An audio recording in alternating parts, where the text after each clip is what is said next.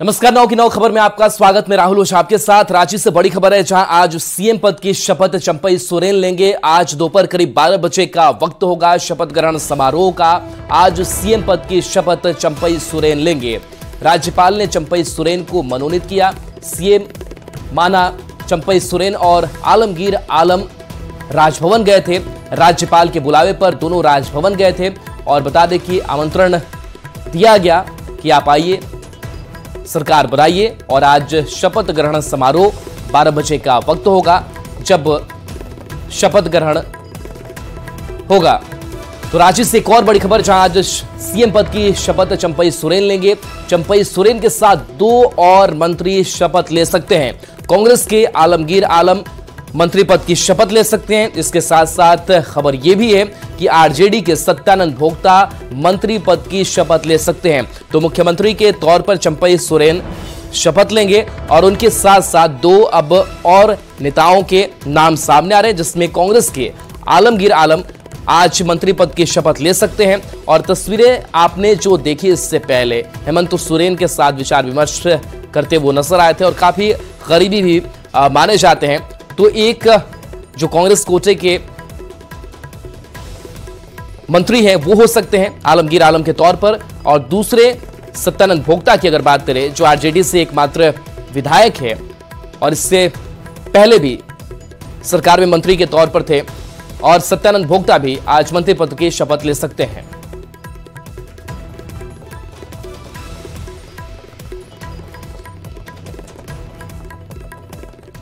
तो आज होने वाले शपथ ग्रहण समारोह से पहले बीजेपी ने एक बार फिर से हेमंत सोरेन परिवार पर हमला बोला है। तो यही उम्मीद कर सकते हैं कि जो हेमंत सोरेन के 4 वर्षों का काला अध्याय था झारखंड में, वो दोहराया नहीं जाए। जो लूट खसोट हुई थी खनिज संपदा की, आर्मी लैंड तक को लूट लिया था इस सरकार के, पिछले सरकार के कार्यकाल में, वो दोहराया नहीं जाए। लेकिन एक बात तो स्पष्ट है कि चंपई सोरेन भले ही मुख्यमंत्री बन गए हो, सत्ता के तार तो सोरेन परिवार के पास ही पीछे से, पर्दे के पीछे से होंगे। और चंपई सोरेन इस प्रेशर को कितना झेल पाएंगे, ये देखने वाली बात है। और देखिए, इस पूरी खबर पर ब्यूरो चीफ दिवाकर तिवारी जी हमारे साथ जुड़े हैं। दिवाकर जी, आज शपथ ग्रहण समारोह होना है, बतौर मुख्यमंत्री के तौर पर चंपई सोरेन शपथ लेंगे। क्या जानकारी इस पूरे कार्यक्रम को लेकर के, और 2 और नाम सामने आ रहे हैं जो मंत्री के तौर पर शपथ लेंगे, आपके पास क्या जानकारी अभी? देखिए, दोपहर 12 बजे राजभवन में कार्यक्रम होगा शपथ ग्रहण समारोह का, और उसमें चंपई सोरेन नए मुख्यमंत्री के तौर पर शपथ लेंगे। ये खबर आ रही है कि कांग्रेस से आलमगीर आलम और आरजेडी से सत्यानंद भोक्ता को मंत्री पद की शपथ दिलाई जा सकती है। तो अब ये समारोह की तैयारियां चल रही है। हम इस वक्त जो है राजभवन के सामने मौजूद हैं। आप देखिए कि अभी तो गहमा गहमी नहीं है, लेकिन कुछ घंटों के बाद यहाँ चहलकदमी शुरू हो जाएगी। तैयारियां चल रही है अंदर, और 12 बजे का वक्त दिया गया है नए मुख्यमंत्री चंपई सोरेन के शपथ ग्रहण के लिए। उनके साथ 2 अन्य मंत्री के भी शपथ दिलाने की खबर है।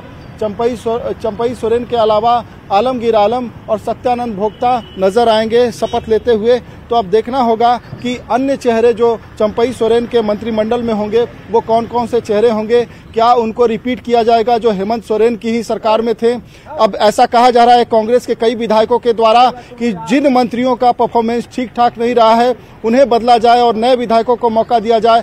कांग्रेस के ही पूर्व मंत्री केएन त्रिपाठी ने कहा है कि पिछली सरकार में कांग्रेस कोटे से 4 मंत्री बने थे, इस बार 5 मंत्रियों को मौका, 5 विधायकों को मंत्री पद की शपथ दिलाई जाए। उन्होंने ये कहा कि पहले से ही एक डिप्टी सीएम की मांग की जाती रही है, तो डिप्टी सीएम पद भी दिया जाए। उन्होंने ये भी बात, बहुत ही महत्वपूर्ण बात कही कि पिछली सरकार में थोड़ी बहुत एंटी इनकम्बेंसी है, उन्हें उम्मीद है कि नई सरकार बनेगी। चंपई सोरेन की साख अच्छी है, वो अच्छे नेता हैं, कई बार से विधायक रहे हैं, काफी लोकप्रिय हैं, वो अच्छी सरकार चलाएंगे और जो छवि है उसको बेहतर करेंगे। तो कांग्रेस के वरिष्ठ नेता हैं और पूर्व मंत्री हैं। जो पिछली सरकार रही हेमंत सोरेन की, उसमें पूर्व मंत्री रहे हैं केएन त्रिपाठी। जब वो ये बात कह रहे हैं, उसको देखना होगा कि कांग्रेस का जो टॉप लीडरशिप है इसको कितनी गंभीरता से रखता है, और 4 मंत्रियों का जो कोटा है उसको बढ़ाकर क्या 5 मंत्री कर सकता है, और डिप्टी सीएम की मांग कर सकती है कांग्रेस। तो ये देखने वाली बात होगी जो नई सरकार का जो गठन होगा। आज चंपई सोरेन मुख्यमंत्री पद की शपथ लेंगे, साथ ही उनके 2 अन्य सहयोगी आलमगीर आलम और जो है सत्यानंद भोक्ता जो अपनी अपनी पार्टियों के विधायक दल के नेता हैं उनको मंत्री पद की शपथ दिलाई जाएगी। इसके अलावा कौन से अन्य चेहरे होंगे ये देखने वाली बात होगी और कुछ ही घंटों में ये तस्वीर साफ हो जाएगी। 12 बजे शपथ ग्रहण समारोह है, इसी राजभवन में शपथ ग्रहण समारोह का कार्यक्रम है। तैयारियां अंदर पूरे पुरजोर तरीके से चल रही है और थोड़ी देर में आप देखेंगे कि यहाँ चलकर चलिए बिल्कुल दिवाकर आप हमारे साथ बने रहिए और इस बीच एक और बड़ी खबर का रुख कर लेते हैं। हेमंत सोरेन की याचिका पर आज सुनवाई होने वाली है। सुप्रीम कोर्ट में आज याचिका पर सुनवाई की जाएगी। गिरफ्तारी को हेमंत सोरेन ने सुप्रीम कोर्ट में चुनौती दी है और 3 जज की स्पेशल बेंच में यह सुनवाई आज की जानी है। तो जमीन घोटाले में ईडी ने गिरफ्तारी की है हेमंत सोरेन की और हेमंत सोरेन इस गिरफ्तारी इस कार्रवाई के खिलाफ ही पहुंचे हैं सुप्रीम कोर्ट। हालांकि हाई कोर्ट में भी एक याचिका दाखिल की गई थी लेकिन उसको विड्रॉ करने की बात सामने आई।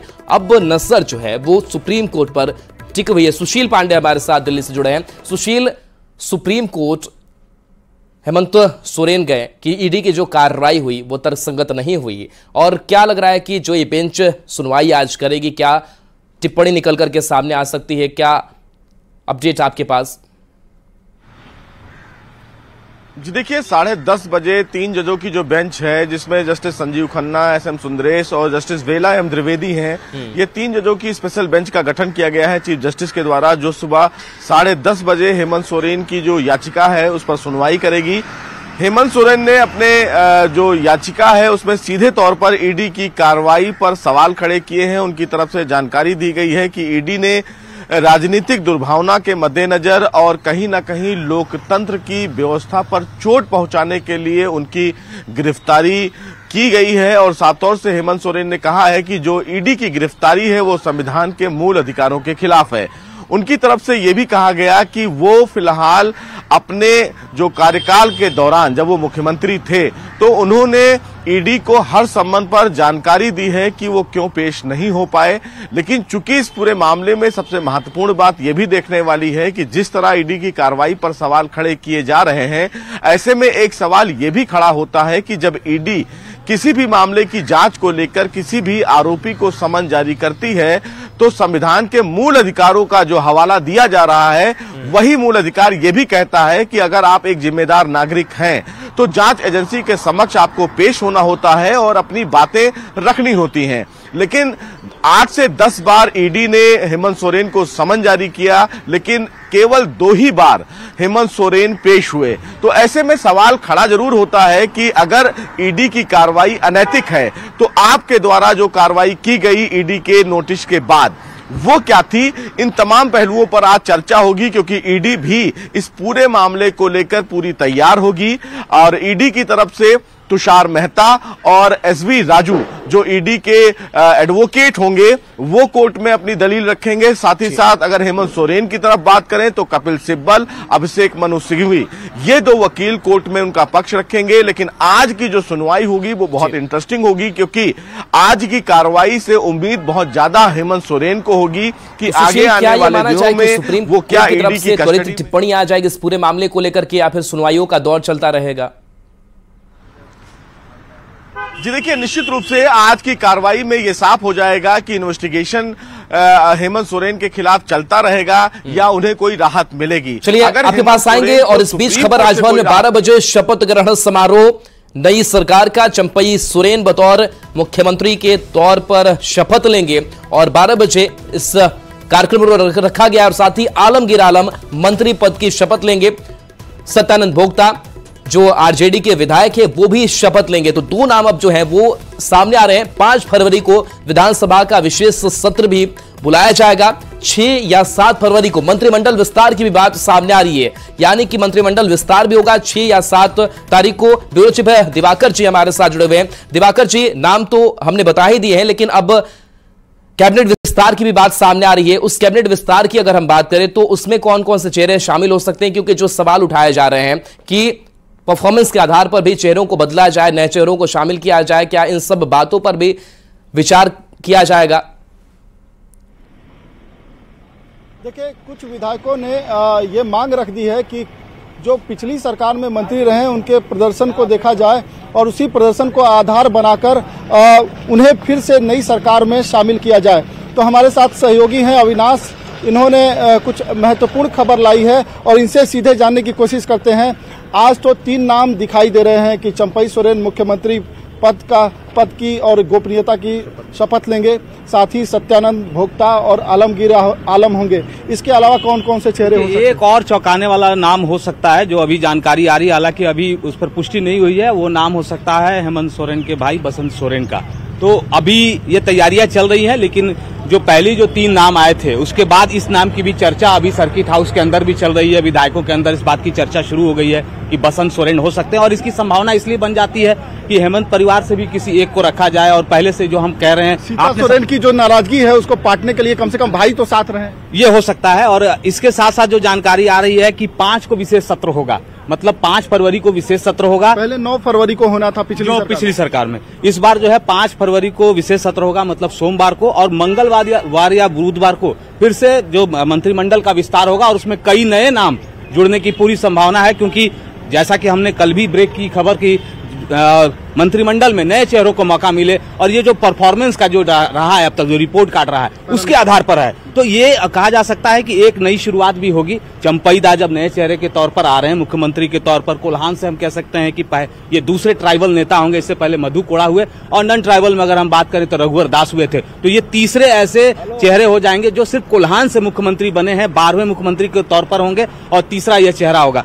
वहां जो कोल्हान की स्थिति है, कोल्हान में चंपई सोरेन को कोल्हान टाइगर कहा जाता है। कुछ लोग कहते हैं कि बहुत मौन रहते हैं, चुप रहते हैं, लेकिन ऐसी बात नहीं है। राजनीति में धाक है, आक्रामक तरीके से उन्होंने अपनी बात भी रखी है। और 6 बार के वो विधायक हैं। अगर आप 91 में देखें, 95 वो जीते, 2000 में हार गए, 2005 में जीते, 2009 में जीते, 2014 में जीते, 2019 में जीते। तो उनकी एक धाक भी है, और जो वो अपनी बातें रखते हैं, भले ही हिंदी में उनकी जो थोड़ी भाषा की दिक्कत हो, लेकिन लेकिन जब वो अपने भाषा में जब बोलते हैं, अपने क्षेत्र में बोलते हैं, तो वो बहुत लोकप्रिय है और लोग बहुत खामोश होकर उनको सुनते हैं। तो चंपई सोरेन का नाम जो है वो अपने आप में एक चौंकाने वाला तो रहा, लेकिन ये कह सकते हैं कि शिबू सोरेन के नजदीकी भी रहे हैं। बहुत लोग ये कह रहे हैं कि शिबू सोरेन नाराज हैं, और ये है अविनाश, हम लोग तो हमेशा से ये जिक्र करते रहे हैं, जब भी मुख्यमंत्री पद की बात होती है, चंपई सोरेन, आप याद रखिए कि जब शिबू सोरेन की चर्चा होती थी और जब वो लिटिगेशन में फंसते थे, तो कहा जाता था कि परिवार से कोई होगा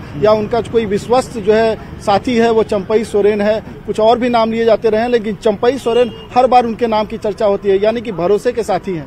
एकदम भरोसे के। मैं 2 नाम लेना चाहूंगा। और आप देखिए, उस जमाने में जब शिबू सोरेन के साथ चलने वाले जो लोग थे, स्टीफन मरांडी छोड़कर चले गए, वापस आए तभी जीत पाए। साइमन मरांडी वो नहीं रहे, छोड़कर चले गए, हार गए, वापस आए तभी उनके बेटा भी जीते। तो ये पहले से। और चलिए बिल्कुल दिवाकर आपके पास आएंगे। सर्किट हाउस से संजय सिन्हा भी हमारे साथ जुड़े हुए हैं, और सर्किट हाउस वो जगह थी जहां पर काफी हलचल कल नजर आ रही थी, जहां पर विधायकों को एकजुट रखा गया था। संजय, क्या आज भी विधायकों की मौजूदगी उस सर्किट हाउस में है? क्या हलचल वहां पर? जी बिल्कुल, सर्किट हाउस में विधायकों की मौजूदगी है, और कहिए कि सर्किट हाउस को आज उसकी मंजिल मिल गई है।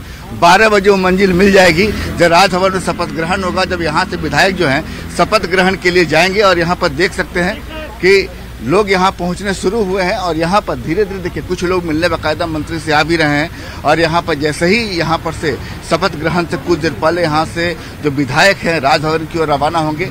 और आपको बता दें कि 31 जनवरी की रात जब बतौर मुख्यमंत्री हेमंत सोरेन को उस समय अरेस्ट किया गया, उसी के समय से एक उससे पहले जो बैठक हुई थी, उस बैठक में ही सभी बैग एंड बैगेज सभी लोग जो विधायक हैं सत्ता पक्ष के सर्किट हाउस में शिफ्ट हो गए थे। और उसके बाद से कह सकते हैं कि उन लोग का पूरा एक सामान के साथ पूरा एक आशियाना छोटा सा इसी सर्किट हाउस से बस गया है।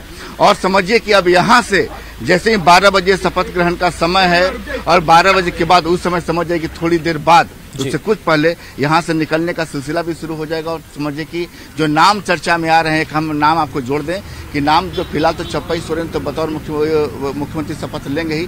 2 नाम जैसा कि आपने हमारे सहयोगी भी बता रहे थे कि सत्यानंद भोक्ता और आलमगीर आलम शपथ लेंगे। एक तीसरा नाम भी दौड़ रहा है, हालांकि अभी जो सूचना आ रही है कि वो लिस्ट फाइनल नहीं हुआ है, उसमें बसंत सोरेन का भी नाम है कि शायद उस लिस्ट में बसंत सोरेन का भी नाम शामिल हो सकता है। संजय, तो सर्किट हाउस में विधायकों की मौजूदगी है, अब तो कम से कम ये टेंशन, ये चिंता खत्म हो गई होगी कि कहीं और चलिए शिफ्ट होना है, हैदराबाद जाना है भाई, ये तो अब चिंता खत्म हो गई होगी। बिल्कुल अब चिंता खत्म हो गई है। जैसे ही राजभवन से आमंत्रण मिल गया है कि भाई सरकार आप ही को बनानी है, तो बहुत ज्यादा परेशान होने की जरूरत नहीं है। हैदराबाद नहीं जाना है। 2 चार्टर जो आपने मंगाए तो चार्टर फिलहाल रांची एयरपोर्ट पर आराम कर रहे हैं। दोनों चार्टर के हम लोगों ने कल खबर भी चलाई कि एक चार्टर का किराया कितना होता है, तकरीबन पर घंटे 16 लाख रुपए की किराया होता है। 2 चार्टर है, सोच लीजिए उस लिहाज से एक दिन का ही दोनों चार्टर का किराया तकरीबन 1 करोड़ 28 लाख रुपए बनता है। अगर आप चार्टर उड़ाए ना उड़ाए, रांची एयरपोर्ट पर चलिए बिल्कुल संजय आप हमारे साथ बने रहे। सुशील भी हमारे साथ जुड़े हुए हैं। और देखिए आज एक साथ कई चीजें होने वाली है। शपथ ग्रहण समारोह भी है और इसके साथ साथ ईडी के खिलाफ हेमंत सोरेन सुप्रीम कोर्ट में भी गए हैं, वहां पर भी सभी खबर जो है आने की उम्मीद है और खास खबर सामने आ सकती है। सुशील हमारे साथ जुड़े हुए। सुशील, एक आपसे प्रतिक्रिया जान लेना चाहेंगे आज की इस सुनवाई पर, ताजा अपडेट आपके पास क्या होगा? जी देखिए, बहुत ज्यादा उम्मीद लगाकर हेमंत सोरेन बैठे होंगे कि शायद सुप्रीम कोर्ट से उन्हें राहत मिले, लेकिन जिस तरह से ईडी इन्वेस्टिगेशन आगे कर रही है और जिस तरह हमारा अनुभव है, ऐसे में उम्मीद बहुत कम है कि हेमंत सोरेन को किसी तरीके से सुप्रीम कोर्ट से रिलीफ मिल पाएगी, क्योंकि निश्चित रूप से इन्वेस्टिगेशन एजेंसी जांच को लेकर आगे बढ़ रही है। तो ऐसे में सुप्रीम कोर्ट भी जांच एजेंसी को लेकर कोई भी टिप्पणी नहीं करेगी। अब फिलहाल वो मुख्यमंत्री भी नहीं है, तो ऐसे में सीधे तौर पर सुप्रीम कोर्ट यही कहेगी कि वो इन्वेस्टिगेशन ज्वाइन करें और जांच एजेंसी को ये जरूर कह सकती है कि बतौर वो मुख्यमंत्री रह चुके हैं, लिहाजा उनको थोड़ी सी सहूलियत ये दे कि वो अपने वकीलों से मिल सके, अपने परिवार के लोगों से मिल सके। लेकिन जिस उम्मीद से हेमंत सोरेन आए हैं कि जांच एजेंसी की प्रक्रिया पर तुरंत रोक लगाई जाए, ऐसी उम्मीद बहुत कम है, क्योंकि जांच एजेंसी के ऐसे कई मामले देखने को मिले हैं जिसमें भी आपको याद होगा कि अभी हाल ही में मनीष सिसोदिया को गिरफ्तार किया गया था, संजय सिंह को गिरफ्तार किया गया था। सुशील, तो दोनों लोगों ने भी नजर बनी रहेगी सबकी और खास करके हेमंत सोरेन भी इस फिराक में होंगे, इस चिंता में होंगे कि क्या कुछ सुप्रीम कोर्ट से भी उनके लिए सामने आती है बात। और चलिए दिवाकर जी भी हमारे साथ जुड़े हुए हैं। दिवाकर जी, जिस नए चेहरे की बात हो रही है, जो 6 या 7 को जो कैबिनेट विस्तार होगा, तो वो जो नया चेहरा होगा वो कांग्रेस कोटे से होगा, जेएमएम कोटे से होगा, इसके बारे में कुछ जानकारी?